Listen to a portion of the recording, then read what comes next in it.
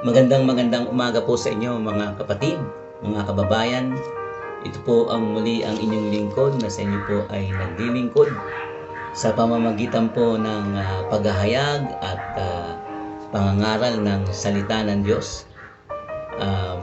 Maraming salamat sa Panginoon at patuloy po tayong binibigyan ng kakayahan at ng kalakasan upang sa inyo po, sa inyo ay magturo at mangaral. Alam po ninyo, napakahalaga po itong ginagawa natin at wala naman po tayong ibang layunin kundi akayin kayo sa pananampalataya o sumampalataya kayo sa ating Panginoong Hesukristo na ating tagapagligtas at maging masunurin sa Kanya, maging tagasunod. At sabi nga po, ang pananampalataya nang gagaling sa pakikinig ng salita ni Kristo. Kaya ipinapangaral po natin ito para po tayo ay makapakinig ng salita ni Kristo nang sa ganon tayo po ay sumampalataya. Yung ating pong paksa ay panglima na po, si Pablo binago upang maging matapat na tagapaglingkod ni Kristo. Ngayon po ay nasa bahagi po tayo ng pang-apat na ang subtopic naman natin ay si Pablo ay puspos ng Espiritu Santo. Si Apostle Paul, si Pablo ay filled with the Spirit. Yan po ang ating paksa ngayong umaga at naway pagpalain po tayo ng Panginoon. Ang isang mahalagang bahagi ng commissioning o yung pag-aatas kay Saulo ay ang kanyang pagkapuspos sa banal na espiritu.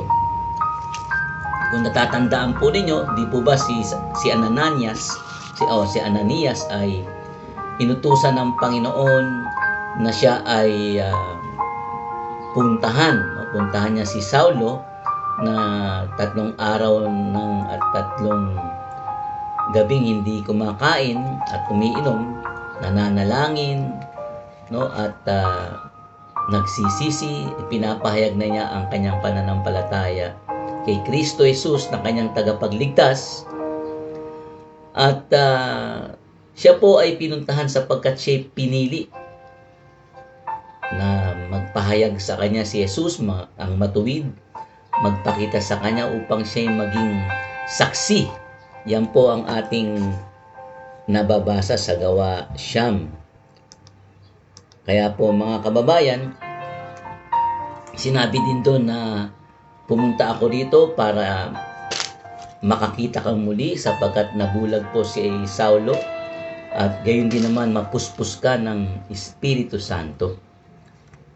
So sa kanya pong commissioning o sa kanya pong pag-aatas kay Pablo, si Pablo po ay sumunod sa mga aral ni Kristo sa pamamagitan ng pagtuturo din ni Ananias. Sabi niya, ano pa ang hinihintay mo? At tumawag ka sa Panginoon at hugasan mo ang iyong kasalanan. Ikaw ay tumindig, tumayo at magpabautismo. At siya po ay nagpabautismo. Kaya po ang malinaw ay ang Espiritu ay kumikilos na sa kanyang buhay upang dalhin siya sa ganap na kaligtasan. So, alam po niyo itong babasahin ko po sa inyo ay mga talata sa Biblia na kasagutan sa katanungan paano ang pagkilos ng Espiritu Santo kay Saulo at ganun din naman sa atin. Paano ang Espiritu Santo ay gumagawa o ano ang gawain ng Espiritu Santo kay Saulo at doon nga po ano ang makikita nating paggalaw o pagkilos ng Espiritu Santo sa buhay ni Apostol Pablo at maging din sa atin. Una, ang Espiritu Santo hinatulan siya o si Saulo sa kanyang kasalanan. Yan po ay mababasa po natin dito po sa 1, sa pangangaral po ng ating Panginoong Jesucristo, si Kristo mismo po ang nagsabi dito po sa John 16 verse 8 and 9. Tingnan po ninyo, pakinggan po ninyo mga kababayan, mga kapatid. Sabi po rito ay, pagdating niya, yung Espiritu Santo, ipapakita niya sa mga taong makamundo na makasalanan sila. So yun po yung ginawa po ng Espiritu Santo kay Saulo, na ipinakita sa kanya na siya ay makasalanan. Pagkatapos ay ipapakita rin niya na hahatulan sila ng Diyos. O pinapakita rin po ng banal na Espiritu na hahatulan ka ng Diyos.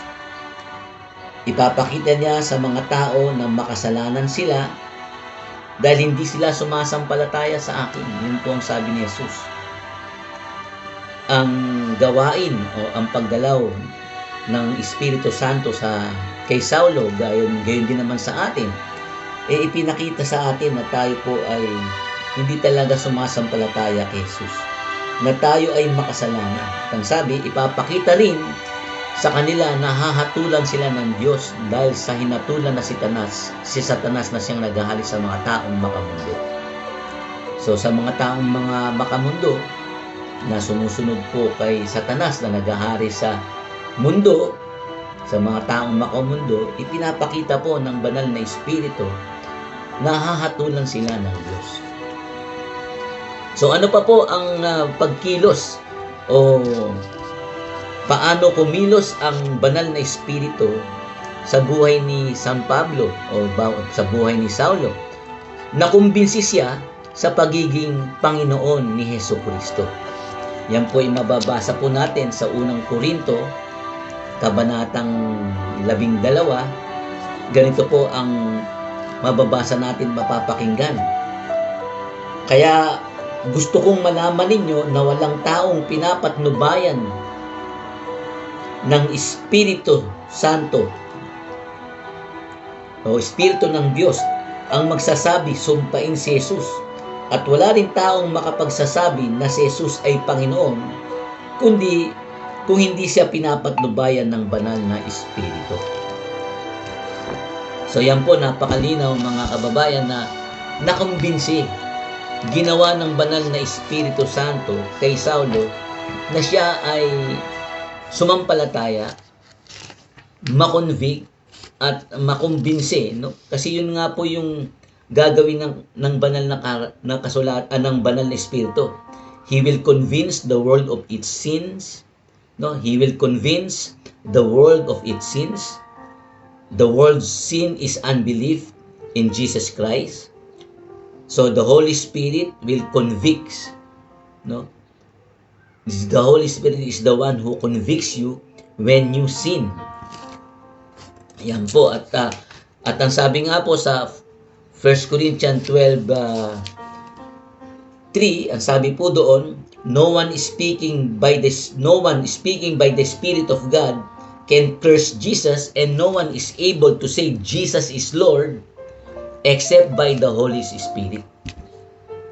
Walang makapagsasabi na si Jesus ay Panginoon kung hindi siya pinapatnubayan ng banal na Espiritu. So pinapatnubayan na po si Saulo ng banal na Espiritu sapagkat nung nagpakita sa kanya ang Panginoon, kung natatandaan ninyo sa Gawa, no, di po ba sa Gawa 22:10, malinaw po doon na nung sinabi ng Panginoon kay Saulo na Saulo, Saulo, no, dahil po nagpakita ang Panginoon, no, biglang kumislap sa kanilang paligid na isang nakasisilaw na liwanag mula sa langit.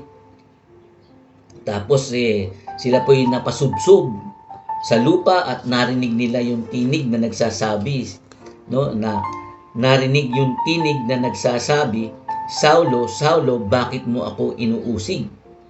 Nagtanong ako, sino po kayo? Sumagot ang tinig, ako'y si Jesus na taga Nazaret na inyong inuusig. So nakikita po ng mga kasama niya yung liwanag pero hindi nila naririnig. Si Saulo lang po talaga ang nakarinig nung tinig ng ating Panginoong Hesus. Siya lang ang kinausap, no, ng ating Panginoon. At ang sabi po ni Saulo, nung unang tanong niya, sino po kayo? Ako'y si Jesus na taga Nazaret, kasi ang unang sinabi po ni Jesus, Saulo, Saulo, bakit mo ko inuusig? Sagot naman ni Saulo, sino po kayo? Ako'y si Jesus na taga Nazaret na inyong inuusig. At nagtanong pa siya uli, ano ang gagawin ko, Panginoon? At sinabi niya sa akin, di po ba? At nagsalita muli ang Panginoon. Kaya tinawag na po niya na si Jesus. Pagkatapos po magsabi na ako si Jesus na taga Nazaret na inuusig mo, na alam naman natin siya pong isang dakilang tagapag-usig si Saulo, sapagkat sabi nga ng Biblia wala pong hangad si Saulo kundi puksain, wasakin ang iglesia. Yan po'y nakalagay sa Gawa 8 at maging sa Galacia. Sabi po niya dito, nabalitaan lang nila na ang dating umuusig sa kanila ay nangangaral na ngayon ng tungkol sa pananampalatayang sinikap niyang puksain noon. So talagang gusto niya talagang puksain, wasakin, ang sumusunod kay Hesukristo. Kasi kilala naman niya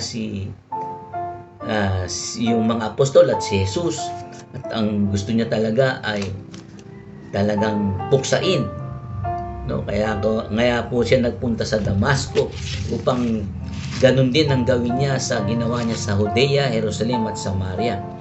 Pero ano sabi nga po, ano ang gagawin ko, Panginoon? So dito po, kumilos ang banal na espiritu kay Saulo, nakumbinsya sa pagiging Panginoon ni Jesucristo. Kasi tinawag niya na si Jesus na Panginoon. At siya ay nagtatanong na, Lord, ano ang gagawin ko? So yan po yung pangalawa. Pagka ikaw ay sumasampalataya kay Jesucristo at siya ay iyong Panginoon, ibig sabihin nun talagang kumilos, pinapatnubayan ka ng Espiritu Santo. Sapagkat ang sabi nga, no one is able to say Jesus is Lord except by the Holy Spirit. Walang sino mang makapagsasabing si Jesus ay Panginoon maliban na lamang kung siya ay pinapatnubayan ng Espiritu o banal na Espiritu. Ang sumunod, yung pangatlo, na gawain pa ng Espiritu Santo sa buhay ni Saulo at gayon din naman sa atin. Di po ba tayo, kaya po nasasabi natin, Jesus is Lord, si Jesus ang ating Panginoon. Dahil tayo po'y pinapatnubayan ng Espiritu Santo. Hindi po natin masasabi yon na sumasampalataya tayong si Jesus ang tagapagligtas, si Jesus ang Panginoon, maliban ng sumasa atin ang Espiritu Santo. Gayon din naman, hindi mo maaring sabihin na sumpain si Jesus. Nasasabihin mo ay no one is speaking by the Spirit of God can curse Jesus. Kapag ikaw ay nasa patnubay ng banal na Espiritu, hindi mo sasabihin sumpain si Jesus, di po ba? Kundi purihin, sambahin, at pasalamatan o dakilain at luwaltiin ang Panginoon. Yung sumunod po na pagkilos ng banal na Espiritu kay Apostol Pablo ay, yun nga po mga kababayan, yung mga kapatid, ay napagbagong loob. Napagbagong loob siya ng Espiritu Santo. Gagawin ng Espiritu Santo na baguhin ang kalooban mo. Kaya si Pablo ay nahikayat. Kaya po ang banal na Espiritu, babaguhin ang kalooban mo. Gaya nga po ng itinuro din ng ating Panginoon, di po ba? Sa 1:3-5, ang sabi po ng ating Panginoon, nung siya po'y nangaral sa isa ring pariseo na katulad ni Saulo, na dating pariseo si Saulo, alam naman po natin yan, kaya siya ay bihasa at mahusay sa banal na kasulatan, at siya nga po ay tagapagturo at kasama sa konseho o Sanhedrin At siya po ay talagang tinuruan ng kilala at popular o sikat na si Gamaliel sa Jerusalem. Kaya po si Pablo ay mahigpit sa sekta nila na reliyon ng mga Hudyo, yung pagiging Pariseo. Pero gaya ni Nicodemo na Pariseo din, lumapit sa Panginoon yan. At marami siyang tinatanong o marami siyang gustong malaman tungkol kay Jesus. Pero sinabi nga po ng Panginoon sa kanya, ang sabi po rito, sumagot si Jesus. Kasi nagtanong po si Nicodemus, paanong may papanganak muli ang isang taong matanda na? So ano po ang tanong po ni Nicodemo na isang tagapagturo ng kautusan na katulad ni Pariseo? Kasi sinabi po ng Panginoon na kailangang maipanganak ka na muli, dahil kung hindi ka maipapanganak na muli, hindi ka mapapabilang sa kaharian ng Diyos. Ang tanong po ni Nicodemos, paano may papanganak muli ang isang taong matanda na? Hindi na siya pwedeng bumalik sa tiyan ng kanyang ina upang ipanganak na muli.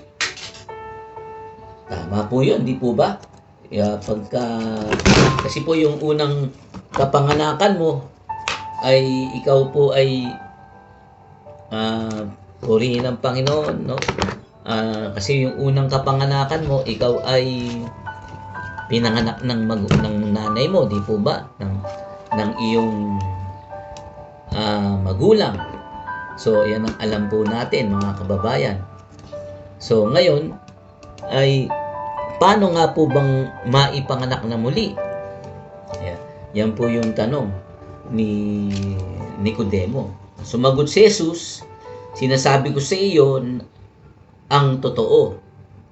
Hindi may mapapabilang sa kaharian ng Diyos ang hindi ipinanganak sa pamamagitan ng tubig at banal na espiritu. Kaya po yung ipinapanganak ng tubig at ng banal na espiritu, yun po yung mga ipinanganak na muli. So, yan po yung paggalaw ng Espiritu Santo sa buhay po ni Saulo. Siya po ay kinakailangan ipanganak sa pamamagitan ng bautismo, di po ba, ng tubig. Kaya po siya po ay nagpabautismo eh. No, yung iba pag nangangaral po mga kababayan tungkol po kay Saulo, hindi na po sinasabi yung si Saulo po ay nabautismuhan. Basta lumabas na lamang sa kanilang pagtuturo o pangangaral na siya po'y naligtas dahil sumampalataya. Pero kung talaga pong lalaliman natin yung pagbabasa doon sa mga nagbabasa ng Biblia, hindi po ba napakalinaw po rito na si Saulo po ay ang sabi nga po sa Gawa 22:16, no? Dahil pinuntahan na po siya ni Ananias at sinabi, kapatid na Saulo, makakakita ka na. Noon din ay gumaling ako at nakakita si Ananias. Yan po yung pagpapatotoo ni Pablo sa mga tao nung siya po ay dinakip. Kaya sinabi po rito ni Ananias, pinili ka ng Diyos ang ating mga ninuno para malaman mo ang kalooban niya at para makita mo at marinig ang boses ng matuwid na si Jesus, sapagkat ipapahayag mo sa lahat ng tao ang iyong nakita at narinig. Ngayon, ano pa ang hinihintay mo? Tumayo ka na at magpabautismo at tumawag sa Panginoon para maging malinis ka sa iyong mga kasalanan. So, ito po yung nawawala sa ibang mga nangangaral sa panahon natin ngayon. Yung pagtuturo na kinakailangan po ang tao ay sumampalataya para maligtas, pero kinakaligtaan naman po yung na itinuro at para mahugasan ng iyong mga kasalanan, kinakailangan sundin mo yung utos na magpabautismo, dahil si Kristo nga nagpabautismo at utos niya gawing mong alagad ang lahat ng mga tao, no? Make disciples of all people, of all nations. Tapos ang sumunod na utos ay baptizing them in the name of the Father and of the Son and of the Holy Spirit. Kaya po, babautismuhan sa pangalan po ni Kristo. At yung po ang ginawa ni Saulo. No, kasi nga po, pag hindi nahugasan, sabi nga po ng Panginoon, no, hindi may papanganak na muli. Hindi mapapabilang sa kaharian ng Diyos ang hindi ipinanganak sa pamamagitan ng tubig at banal na Espiritu. So, kita po ninyo, tapos sa talatang 6, ang sabi pa ng Panginoon, ang ipinanganak sa pamamagitan ng tao ay may pisikal na buhay, ngunit ang ipinanganak sa pamamagitan ng banal na Espiritu ay nagkakaroon ng bagong buhay na espiritual. So, yung bagong buhay na espiritual ay yun po yung pagka ikaw ay ipinanganak sa pamamagitan ng banal na Espiritu. So, kung gusto nyo pong basahin ito po sa English yan, ito po yung maliwanag na mababasa rito sa English, sa New Life Version. Ang sabi ni Kristo, the truth is no one can enter the kingdom of God without being born of water and the Spirit.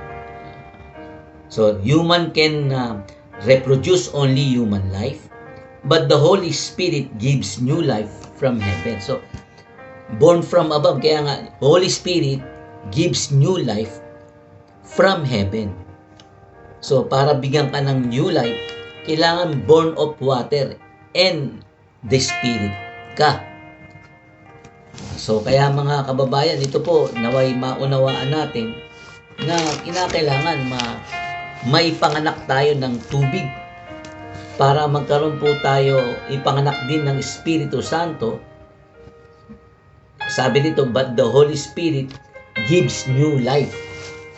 Ang banal na Espiritu, sabi po, ay nagbibigay ng bagong buhay. Nagkakaroon ka ng bagong buhay na espiritual o new life in the Spirit kung ikaw ay pinanganak ng tubig at ng Espiritu. Amen po ba? Kaya yung iba may new life, mausong-uso po yung ginagawa pa nilang karatula, yung New Life Church, New Life o Life lang, basta may new o may life. Alam niyo mga kababayan na hindi naman po ito nilayon ng Diyos para ipangalan natin sa samahan natin o organisasyon, kundi ito po ay para tayo po ay makaunawa na ang Espiritu Santo ang nagbabago ng ating mga buhay. Magsisimulang makalakad ka sa panibagong buhay, espiritual, pagka tayo po ay naipanganak ng tubig. At yan po ang ginawa ni Saulo. Siya po ay nagpabautismo. No? At tinanggap ang Espiritu Santo. Kaya nga po pagka hindi nga nagpapabautismo, hindi mo matatanggap ang banal na Espiritu Santo. At yan po ang malinaw na ipinangaral naman din ni San Pedro. Babasahin ko po sa inyo sa Gawa 2:38. Kaya pag wala pong Espiritu Santo, hindi po mapupuspos ang Espiritu Santo kung wala kang Espiritu Santo. Kailangan may Espiritu Santong sumasa iyo at mapapasayo ang pagkilos ng banal na Espiritu kapag ikaw ay sumampalataya na si Jesus ay Panginoon, nagsisi sa iyong mga kasalanan. At ang sabi nga po rito, matatanggap mo ang Espiritu Santo sa Gawa 2:38 kasi tinatanong po nila, ano ang dapat namin gawin? Kasi po nagtanong sila kay Pedro at sa mga kasamahang apostol dahil gusto nila po nilang maligtas gaya na ni Pablo, nagtanong kay Jesus, di ba, ano ang aking gagawin? So, sumagot sa kanila si Pedro, magsisi ang bawat isa sa inyo, no, magsisi ang bawat isa sa inyong mga kasalanan at magpabautismo sa pangalan ni Jesucristo at mapapatawad ang inyong mga kasalanan. So, kita po, parehas po ito doon sa sinabi ni Ananias, sa sinabi ni San Pedro, na Saulo, tumindig ka na, ano pa ang hinihintay mo? Tumayo ka na, no? Pagkatapos ay magpabautismo ka. No, babautismohan kita kasi nga sabi nga rito, tumayo ka na at magpabautismo tumawag ka sa Panginoon para maging malinis ka sa iyong mga kasalanan. Yan po yung sa Gawa 22:16. At sa Gawa 9, no, pagkatapos nga tumayo siya at nagbabautismo. Tapos kumain siya at muling lumakas. At pagkatapos nga nun, nanatili siya sa mga kasamahan na ng mga tagasunod ni Jesus sa Damasco at ipinapangaral niya na si Jesus ang anak ng Diyos, na si Jesus ang Kristo. No, nangaral po kagad si San Pablo sa pangalan ni Jesucristo. At malinaw po talaga na yun ay pagkilos. Kaya pagka ikaw ay nagpapabautismo, hindi yun sa sarili mong pagkilos o sa sarili mong kagustuhan, sa sarili mong lakas o kakayaan o sa iyong intelektual, kundi pinapatnubayan ka eh. Kaya kung paano ang banal na espiritu hinahatulan ang kasalanan sa puso mo, na kinoconvict ka at nagsisisi ka at nakukumbinsi ka na sa pagiging Panginoon ni Jesucristo, ang gawain pa ng Espiritu Santo ay talagang baguhin ang kalooban mo. Ang ikaw ay mahikayat na maipanganak ng tubig. Kaya sabi po ni Pablo sa kanyang sulat kay Tito sa 3:5, sinabi niya, iniligtas niya tayo, si Kristo po ang nagsabing nagligtas sa atin. Kasi po sabi sa talatang 4, ngunit nang mahayag ang ating dakilang tagapagligtas, no? Sabi po rito, ang ngunit nang mahayag ang biyaya at pag-ibig ng Diyos na ating tagapagligtas, iniligtas niya tayo, hindi dahil sa ating mabubuting gawa, kundi dahil sa kanyang awa. So, malinaw po rito na ang ating Panginoon nung nagpakita, nung mahayag sa lahat, no? Mahayag sa iyo, sa akin, nung siya ay mahayag, no? Sa pamamagitan na pakinggan natin, may pangangaral, pinaliwanag sa atin na si Kristo ang tagapagligtas at iniligtas niya tayo hindi dahil sa ating mabubuting gawa. So kita po ninyo, wala namang mabuting gawa ang gagawin ni Apostol Pablo eh. Akala niya mabuti siguro yon na puksain ang mga tagasunod ni Kristo, dakpin, na arestuin at ikulong at batuhin katulad nung kay Esteban o patayin.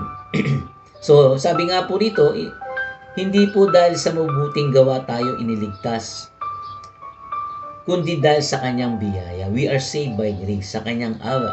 Sabi po rito, iniligtas niya tayo sa pamamagitan ng banal na espiritu na naghugas sa atin at nagbigay ng bagong buhay. So yan po, napakalinaw na inulit na naman, no? Tito 3:5, para bang yung John 3:5 dun sa John, ito naman Titus 3:5, madaling mamemorya na si Kristo ang tagapagligtas natin. So, ililigtas po tayo ni Kristo sa pamamagitan ng banal na espiritu na naghugas sa atin at nagbigay ng bagong buhay. So, kaya nga po yun born of water. Born of water and of the Spirit. Kaya kung babasahin ko na naman po sa inyo sa English, malinaw po rito na ang sabi, He washed away our sins and gave us new life through the Holy Spirit. So, si Kristo po ang naghugas ng ating mga kasalanan. So, si Kristo po ang tagapagligtas natin sa pamamagitan ng paghuhugas sa atin at pagbibigay ng bagong buhay ng Espiritu Santo o ng banal na Espiritu. He washed away our sins and gave us new life through the Holy Spirit. So, huwag po natin kalilimutan kasi tayo po sumasampalataya sa Ama, Anak, Espiritu Santo. Di po ba? Yung sinasabi natin Trinity. We believe in a triune God. Pero ang tatlong persona sa isang Diyos. Kaya huwag po natin kalilimutan na through the Holy Spirit, kaya po tayo nahugasan sa ating mga kasalanan, no? At nagkaroon ng bagong buhay. Niligtas niya tayo ni Jesucristo sa pamamagitan ng banal na Espiritu na naghugas sa atin at nagbigay ng bagong buhay. Diba? So, lumalabas na ang kasama ang banal na sa Espiritu para hugasan ng ating mga kasalanan. Kaya nga sabi nga po doon sa Gawa 2:38, binasa ko po sa iyo kanina, uulitin ko lang. Ang sabi nga po, no, magsisi ang bawat isa sa inyong mga kasalanan at magpabautismo sa pangalan ni Jesucristo at mapapatawad ang inyong mga kasalanan at matatanggap ninyo ang regalo ng Diyos na walang iba kundi ang banal na Espiritu. So, kaya matatanggap po yung banal na Espiritu pag nahugasan na yung kasalanan o napatawad na yung kasalanan o nalinis na yung ating mga kasalanan. Nagsisi po tayo sa ating mga kasalanan dahil na-convict tayo ng Holy Spirit. Di po ba? At pagkatapos ay nagpabautismo tayo sa pangalan ni Jesucristo at matatanggap natin ang regalo ng banal na Espiritu. Kaya bagong buhay na po tayo. Sabi niya, makalalakad na tayo sa bagong spiritual na buhay. New life. No? Yan po ang tatandaan natin. Kung hindi po magaganap niyan, wala po yung new life na sinasabi po natin na nakikita natin. No? Sabi niya, new life, New Life Church, Life Church, no? Pero yun nga sabi po natin, no? Wala pong magaganap na pagbabagong loob o makakalakad sa panibagong buhay kung hindi sa pamamagitan lang po ng banal na Espiritu. Kaya yun po ang pagkilos ng banal na Espiritu sa buhay po ni Saulo. At pagkatapos nun, ang ginawa pa ng banal na Espiritu, pagkatapos mo na ikaw ay mabautismuhan, di ba? Inilagay si Pablo sa katawan ni Kristo, ang iglesia. Di po ba? Inilagay siya sa iglesia. Tingnan po ninyo, babasahin ko po sa inyo sa 1 Corinthians 12:13. Napakalinaw po dito na nakalagay po sa unang Korinto 12:13. Pakinggan po ninyo mga kababayan. Sabi po ay, the human body has many parts.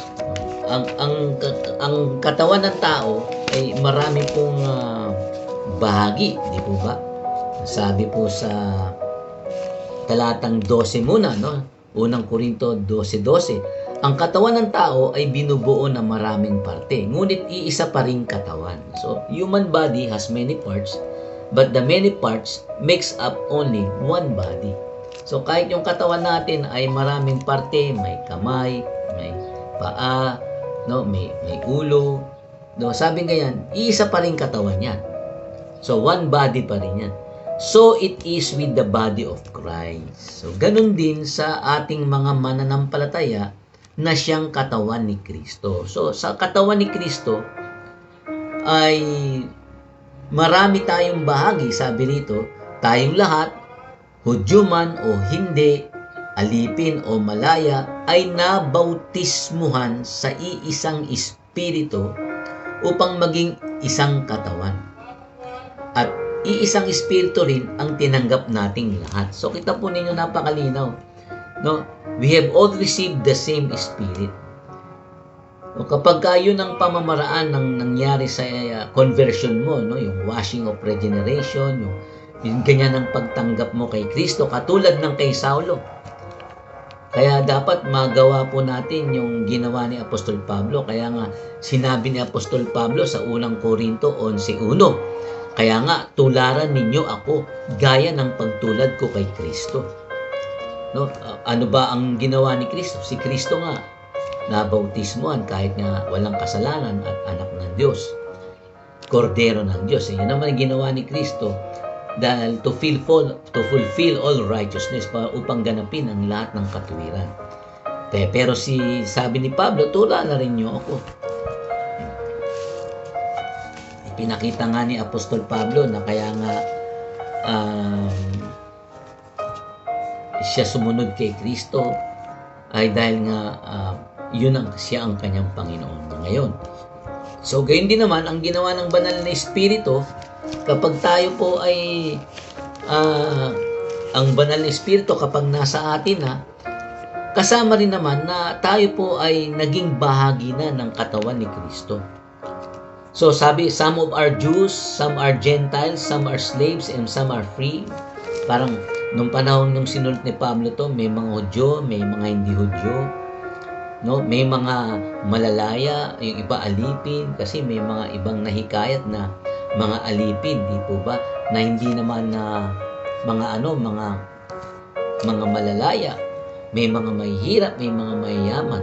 Pero sabi niya, kahit na ganun ang estado mo sa buhay at ganun ang iyong lengguwahe at ganun ang iyong nasyon, o kung kabilin ka sa hentil, no, o Hudyo, kasi ganun lang naman po ang kategory ng mga tao. Kung hindi ka Hudyo, hentil ka. Basta't hindi Hudyo, Gentiles. So, kaya nga po ang Hudyo man o hindi, tayong lahat, sabi, alipin o malaya, ay nabautismuhan sa iisang Espiritu upang maging isang katawan. So, we have all been baptized into Christ's body. So, binautismuhan tayo, no, para mapabilang din tayo, masangkap tayo, maging member tayo ng katawan ni Kristo, na iisang katawan lamang. So, kaya nga po, may mga Kristiyano sa China, sa Korea, sa Japan, o sa Amerika, sa Europe, dito sa Pilipino. Basta't sila po ay kagaya ng ginawa ni San Pablo o si Saulo. Nung sila po ay nahugasan sa kanilang kasalanan, nung sila po ay nabautismuhan o naipanganak ng tubig at ng Espiritu, nagkaroon ng bagong buhay, di po ba? Sila po ay napabilang na sa katawan ni Kristo. Many parts make up only of one body. No? The human body has many parts. Ang katawan ng tao ay binubuo ng maraming parte. Ngunit isa pa ring katawan. No? Gayon din naman, tayong lahat, no? Pilipino, Amerikano, Hudyo o hindi Hudyo, o Israelita o hindi Israelita, o pagano o hentil na ginawa ng maipanganak na muli, na gaya ng sabi ng Panginoon, pinanganak ng tubig at ng Espiritu, tumanggap siya ng banal na Espiritu. Sabi, at iisang Espiritu rin ang tinanggap nating lahat. Iisang Espiritu lang po yan na tinanggap natin. Amen po ba? Kaya yan po yung pagkilos ng Espiritu Santo kay Saulo, gayon din naman si Saul sa atin. No? Pero ngayon, kailangan mapuspos si Saulo ng banal na Espiritu sa paraang espesyal, no, na nagbigay sa kanya ng kapangyarihan para sa paglilingkod. So, paano naman nangyari po yung siya ay napuspos ng banal na Espiritu? Tinanggap niya ang Espiritu Santo, pero siyempre po ay katulad ng mga apostol, natanggap din nila ang Espiritu Santo. Pero natanggap ni Saulo ang Espiritu Santo, no, sa kanyang pag-aatas o commissioning. No? Nung siya po ay inatasan na, no, kinukomisyon na pinili ka sa pamamagitan po ni Ananias, andun na po, no, ang banal na Espiritu ay ibinubuhos na kay Saulo, no, katulad po ng naganap noong Pentecostes. Pero hindi po natin matatalakay po ngayon yan. Sa susunod na po natin tatalakayin yung pagtanggap ng mapuspos ng banal na Espiritu si Saulo, na nagbigay sa kanya ng kapangyarihan para sa paglilingkod sa Panginoon. So hanggang dito pong muli, pagpalain po kayo ng Panginoon.